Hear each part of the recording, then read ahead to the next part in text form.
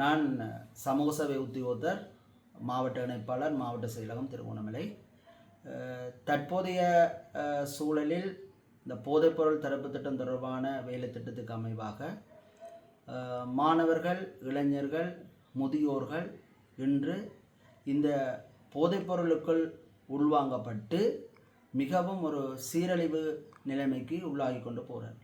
இது என்ற ஒரு ஆபத்தான ஒரு நோயாக உருவெடுத்துள்ளது.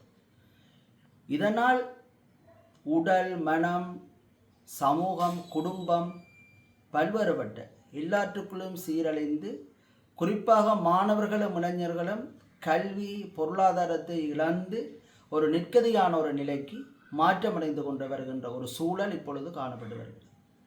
இதனூடாக சமூக சேவை உத்தியோகத்தர் என்ற ரீதியில் இவ்வாறு இதுக்குள் உள்வாங்கப்பட்டவர்களுக்கு தண்டனை அல்ல, மாற்றத்தை கொண்டு வர வேண்டும்.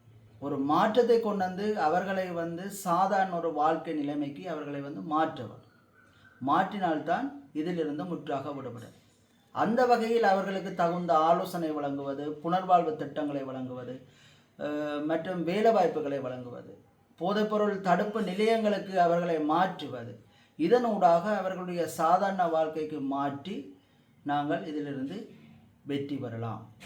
மற்றது இந்த அரசாங்கத்துடைய இந்த வேலை திட்டத்தை நோக்கமாக கொண்டு இது அரசாங்கத்துடைய பொறுப்பு மட்டுமல்ல, ஒவ்வொரு இளைஞர்களும், பெற்றோர்களும், மாணவர்களும், சமூகத்தினரும் இதில் அக்கறையாக இருந்தால் மட்டுமே இந்த திட்டம் பூரண வெற்றி அளிக்கும் என்பதில் எந்த சந்தேகமும் இல்லை.